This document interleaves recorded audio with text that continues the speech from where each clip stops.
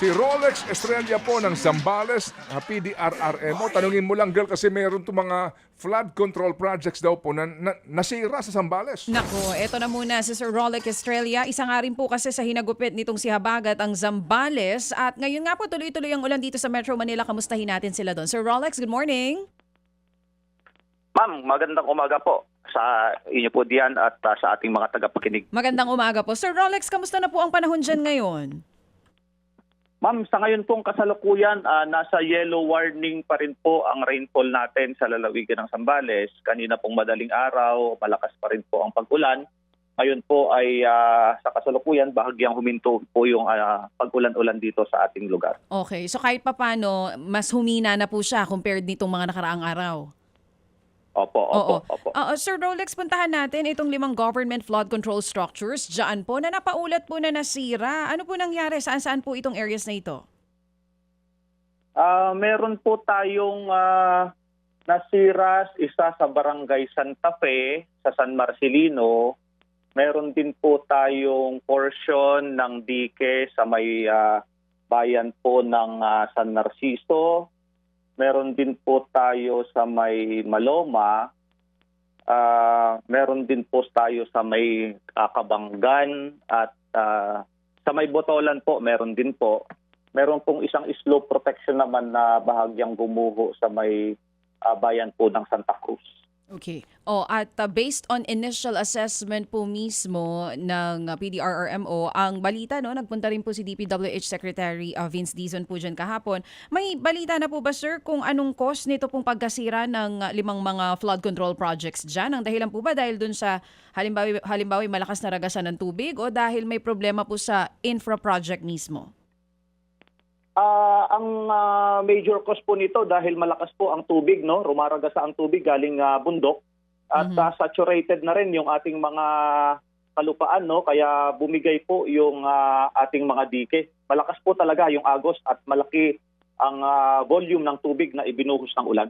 Oo. At ito pong mga flood control structures na ito, dahil sa pagkasira nila, meron po ba tayong mga lugar o di kaya barangay na mas exposed po ngayon halimbawa sa matinding pagbabaha? Yan po, no, binabantayan nga po namin at nagbigay kami ng mga anunsyo sa mga barangay na pwedeng maapektuhan kung sakaling tuluyang masira yung dike natin. Hindi pa naman po siya hindi pa naman nabutas.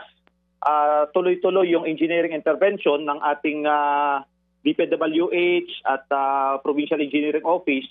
Tuloy-tuloy po yung kanilang pagtatambak at paglalatag ng sheet piles para ma-mitigate yung tuluyang pagkasira ng ating mga nasabing dike. Binigyan po namin anunsyo yung mga barangay na posibleng bahain kung sakaling tuluyang masira. At nagkandak po ng preemptive evacuation yung ating mga MDRRMOs, yung ating mga barangay officials. May mga inilikas po tayo ng mga kabarangay natin para kung sakasakali na masira, maiwasan po natin yung mga casualties kung sakasakali. Oo. Gaano po kadami ang posibleng maapektuhan nito, sir? And yung pong mga naapektuhan na flood control structures dyan, totally sira po ba o kaya pa pong ayusin? Paano po ba yon?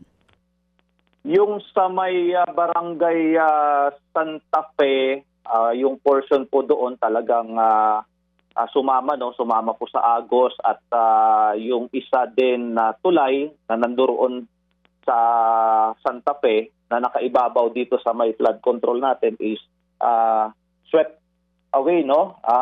Sumama sa ragasaan ng tubig. Kaya yun nga po, yung current situation nila doon talagang isolated yung barangay natin, no, yung northern side po ng barangay Santa Fe. So isolated sila, kaya nagkakandak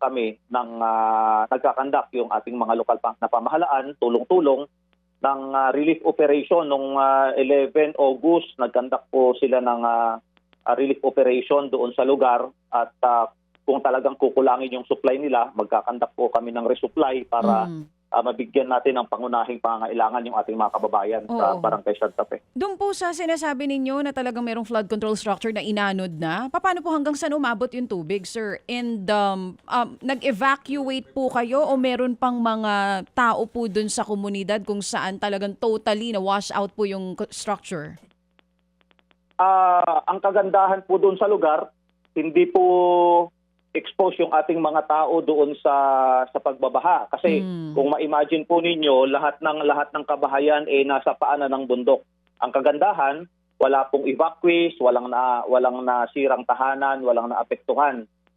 Hindi po ito yung katulad ng flood control na nakikita po sa ibang lugar na kung saan nasa riverbank talaga nakatira yung ating mga residente. Dito po sa lugar na ito, bagamat nasira yung kanilang flood control, wala pong mga residente na talagang naapektuhan ng baha. Oo. Hindi lang itong flood control structures na nasira. Sa ngayon po, sa tinitignan ninyo, magkano ang damage sa infra projects dyan sa Zambales? Sa ngayon po, hindi po ako makapagbigay ng eksaktong damage cost or estimated damage cost kasi we are still waiting for the official report of the DPWH. Actually po, hiningi po namin sa kanila yung kabuuan as to sa measurement, as to how much hinihingi po namin sa kanila yung kanilang official report. Kaya sa amin po sa PDRRMO wala pa po kaming talagang record ng cost ng mga damages sa lalawigan po ng Zambales. Yes. Sir Rolex, ilan po in totality yung bilang ng mga affected communities dyan po ulit sa Zambales, sa kabuuan po? Marami na po, ma'am, ang aming nakatala, nandirito na po kami sa ilang libo na ito, ma'am. Accumulated po ito, So 3,500 families po buong Zambales and 10,052 individuals. Buong Zambales na po ito from Santa Cruz to Subic. Pero sa kasalukuyan, dahil hindi na po ganun na kalakas yung mga pag-ulan-ulan, bumaba na po yung aming mga pamilya na nasa loob ng evacuation centers. Nasa 200 families na lang at meron na lang kaming 626 individuals. Sino ho yung mga contractor ng mga nasira na mga flood control structures? Sir Ted, hindi ko po masasagot kasi hindi rin po ako familiar kung sino ang mga contractors, Tanging DPWH po kasi yung may record ng mga contractors na yan. Ako po nasa province po tayo, sa provincial government po tayo. Kaya blind po tayo sa names ng mga contractors. Sige po, ginagalang po natin yon. Salamat po Sir Rolex. Sana nga po tumila na ang ulan para po sa ating agarang pagbangon. Salamat po sir. Thank you po. Mga kapatid, patuloy po kayong tumutok sa 105.9 True FM para sa totoong balita, impormasyon, music and entertainment. Mag-subscribe sa aming YouTube channel at podcast at sundan nyo kami sa Facebook, Instagram, X at TikTok sa True Network PH. Bisitahin din po ang aming official website, truefm.ph. At panoorin din kami sa True TV Signal, Channel 19. Kami po ang 105.9 True FM. Laging true sa'yo, kapatid.